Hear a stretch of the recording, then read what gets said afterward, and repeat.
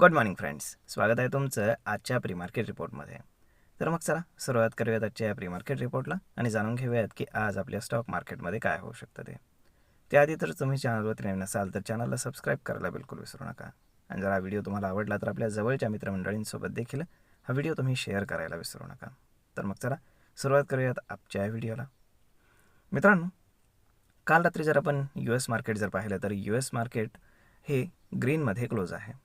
कारण तिथे एनव्हिडियानं खूप चांगला रिझल्ट प्रोड्यूस केलेला आहे आणि त्यामुळे तिथे मेनली जे टेक्नॉलॉजी स्टॉक्स आहेत तर त्याच्यामध्ये आपल्याला एक प्रकारचं बाईंग हे पाहायला मिळाले आणि त्याच्या अगेन्स्ट आपल्याला IT स्टॉक्समध्ये पुन्हा एकदा सेलिंग पाहायला मिळाले, जे आजही आपल्या मार्केटमध्ये थोडंसं कंटिन्यू होऊ शकतं. आता जर आपण मिडल ईस्टमध्ये पाहिलं तर कुठल्याही प्रकारचं न्यू डेव्हलपमेंट झालेलं नाही आहे, त्यामुळे पाहावं लागेल काय होतं ते. आणि काल जर आपण पाहिलं तर मार्केट चांगल्यापैकी खाली आलेलं आहे आपल्याकडलं आणि मार्केट साधारण 24,000च्या आसपास येऊन क्लोज झालं आहे. त्यामुळे आजचा दिवस जास्त महत्त्वाचा राहणार आहे, कारण एकतर आज आहे फ्रायडे, त्यानंतर लाँग वीकेंड आहे आणि सोमवारीच मार्केट ओपन होणार आहे. त्यामुळे शनिवार रविवारमध्ये काय डेव्हलपमेंट होईल सांगता येत नाही आणि म्हणून ट्रेडर्स देखील जास्त पोझिशन कुणीही घेऊन जाणार नाही आहे. आणि मग यामुळे काय होऊ शकतं तर मार्केटमध्ये आपल्याला एक प्रकारचं डिरेक्शन पाहायला मिळू शकतं, either upside either down side.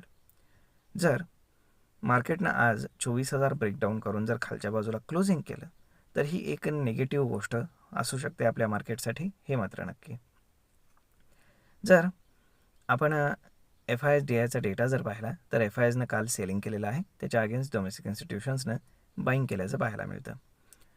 जर आपण मिडल ईस्टमध्ये जर पाहिलं तर क्रूड ऑइल जे आहे तर ते थोडंसं इन्क्रीज झालेलं आहे आणि 10 इयर बॉन्ड यील्ड जो आहे USचा तोही इन्क्रीज झालेला आहे, परंतु तरीही ते थोडंसं कंट्रोलमध्ये आहे, जास्त आउट ऑफ म्हणजे आपण काय म्हणू शकतो की डेंजर झोनमध्ये नाही आहे.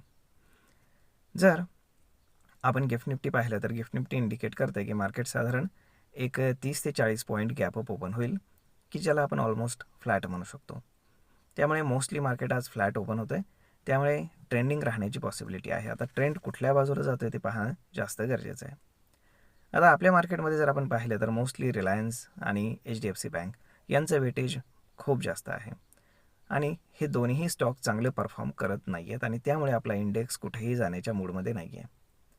जर HDFC बँकेचं जर आपण पाहिलं तर काल HDFC बँकेनं एक फ्रेश 52 वीक लो प्लेस केलेला आहे आणि तेच मेजरली मार्केटला खाली घेऊन गेलेलं आहे.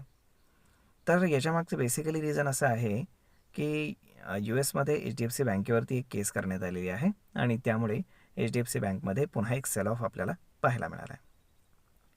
आता रिलायन्सचं जर म्हणाल तर रिलायन्स जिओचा IPO जोपर्यंत पूर्णपणे अनाऊन्स होत नाही डेट वगैरे या सगळ्या गोष्टी, तोपर्यंत रिलायन्समध्ये देखील काही मोमेंटम येण्याची पॉसिबिलिटी नाही आहे, कारण त्याशिवाय त्या स्टॉकला एक ट्रिगर पॉईंट मिळणार नाही आहे. तर मग पाहूयात की आता कशा पद्धतीने या सगळ्या गोष्टी डेव्हलप होत आहेत ते पाहणं खूप जास्त गरजेचं आहे. होप सो सगळं काही व्यवस्थित व्हावं हीच आपली अपेक्षा आहे. तर जर आपण ओपन इंटरेस्टच्या हिशोबाने कॅल्क्युलेशन केलं तर अगेन 24,000वरती आपल्याला पुट रायटिंग पाहायला मिळतं आहे, परंतु त्यापेक्षा कॉल रायटिंग हे खूप जास्त प्रमाणामध्ये झाल्याचं आपल्याला पाहायला मिळतं आहे. जर आपण कॉल रायटिंग पाहिलं तर अगदी 24,200, 24,300 आणि 24,500 या ठिकाणी आपल्याला खूप मोठ्या प्रमाणामध्ये कॉल रायटिंग जे आहे ते पाहायला मिळते. तर मग आता पाहावं लागेल की कशा पद्धतीने या सगळ्या गोष्टी डेव्हलप होत आहेत त्या. तर होप सो सगळं काही व्यवस्थित व्हावं. जर तुम्ही ट्रेडिंग करत असाल तर अशा वेळी, कारण ते CASमुळे संध्याकाळी खूपच गोंधळ होतो आहे, त्यामुळे थोडंसं कॉशियस होऊनच ट्रेड करावं ही माझी अपेक्षा आहे.